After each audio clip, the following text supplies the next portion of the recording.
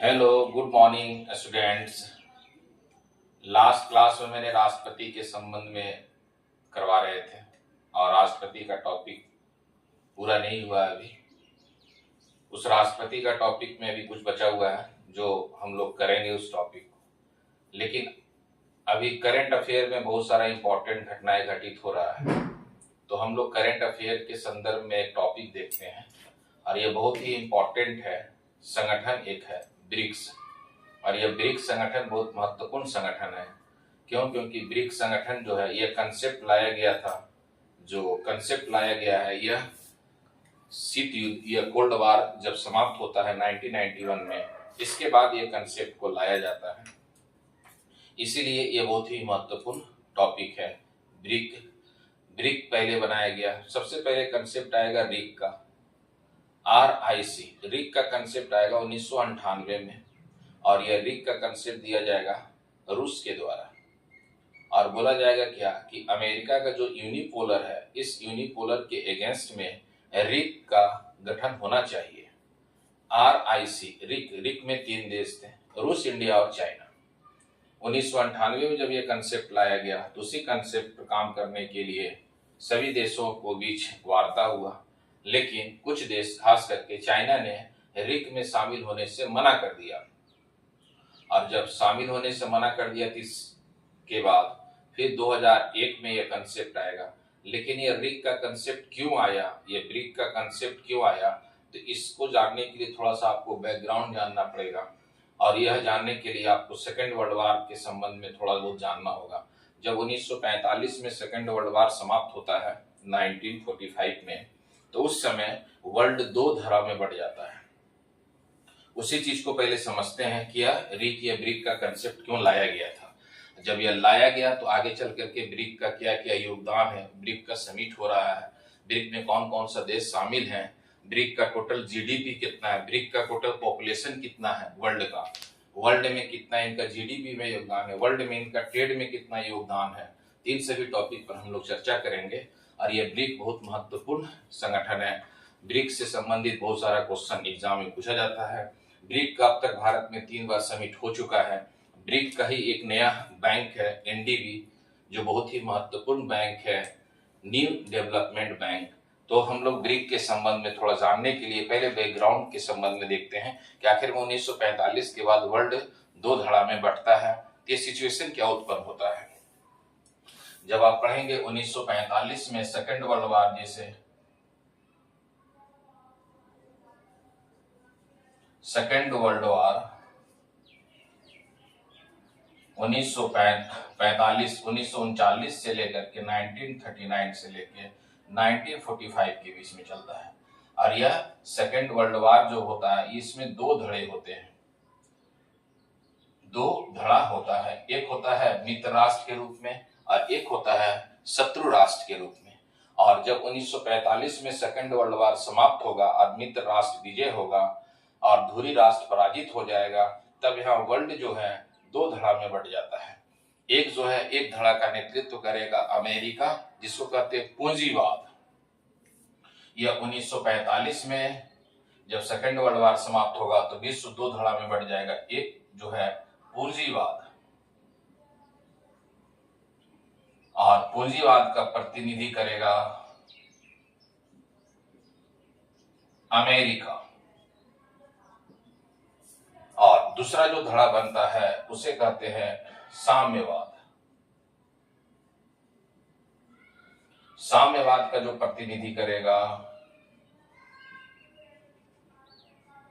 या USSR, union socialist Soviet Republican. ये पूरा नाम याद रखिएगा, यूनियन सोशलिस्ट सोवियत रिपब्लिकन।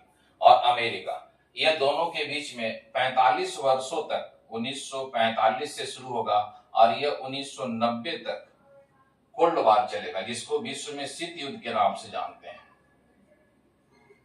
शीत युद्ध या इसी को कोल्ड वार कहा जाता है।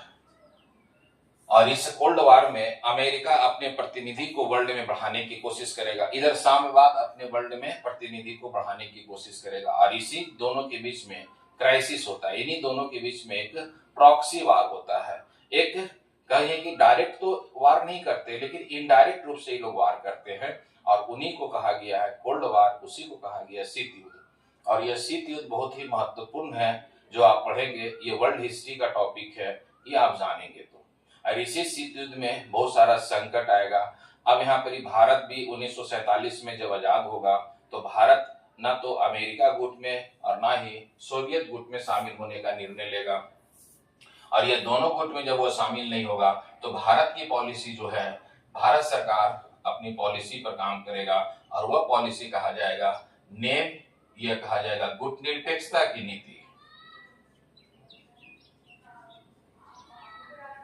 गुट निरपेक्षता की नीति, यह भारत अपना काम करेगा नेम पर, और यह नेम भारत की विदेश नीति का आधार है।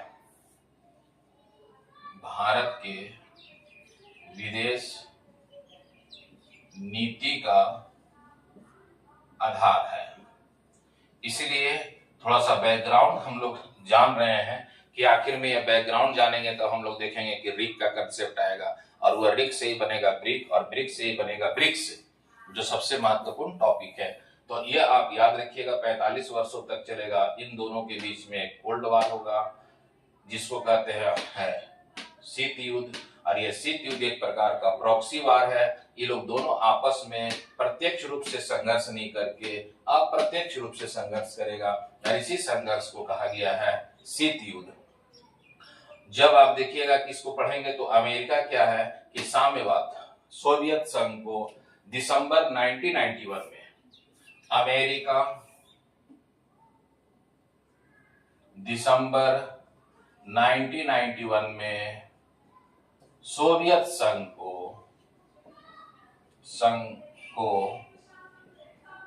15 भागों में तोड़ देगा।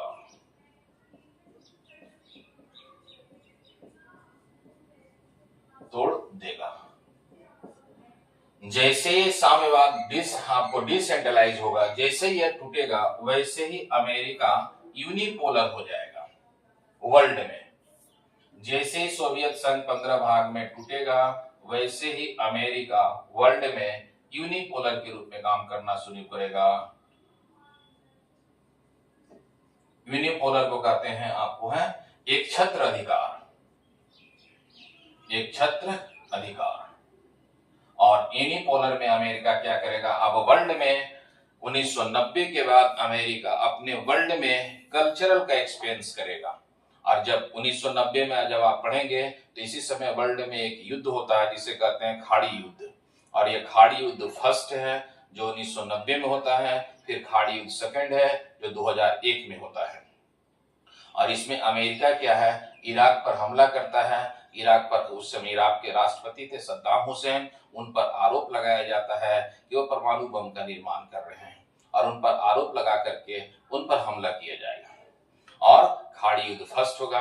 जब खाड़ी युद्ध फर्स्ट होगा, तो उस समय अमेरिका के राष्ट्रपति होंगे सीनियर जॉर्ज बुश।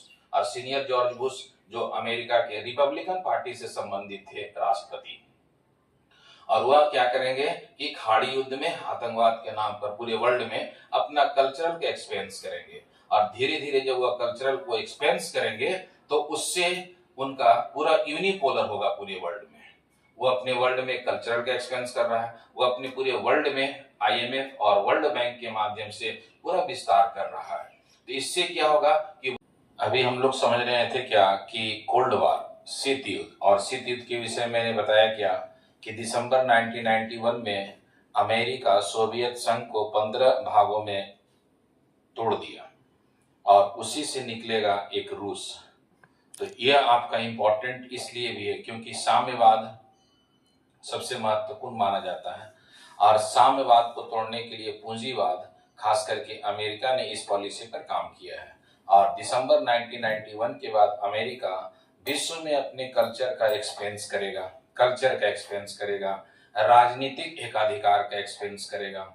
इसके अलावा जो सबसे महत्वपूर्ण है, इसी समय खाड़ी युद्ध होगा। तो इससे क्या है, जब कल्चरल में देखिएगा क्या है कि पेप्सी, पिज्जा, ये सभी क्या है 1990 के बाद ही पूरे वर्ल्ड में एक्सपेंस होता है।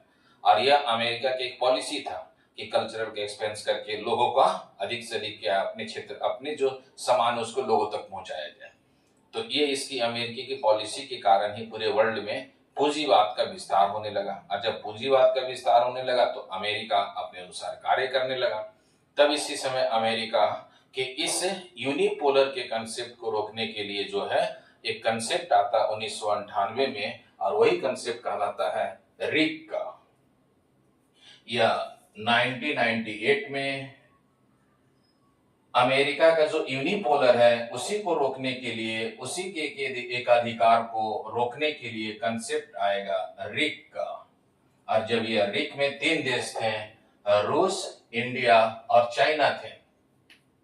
जब यह रिग का कंसेप्ट 1998 में आएगा तो ये सभी देश आपस में मिल करके अमेरिका का सामना करने के लिए इस पर विचार करेंगे, लेकिन इस विचार से चाइना जो है अलग हो जाएगा, जिसके कारण यह रिग का कंसेप्ट वर्ल्ड में नहीं आ पाता है।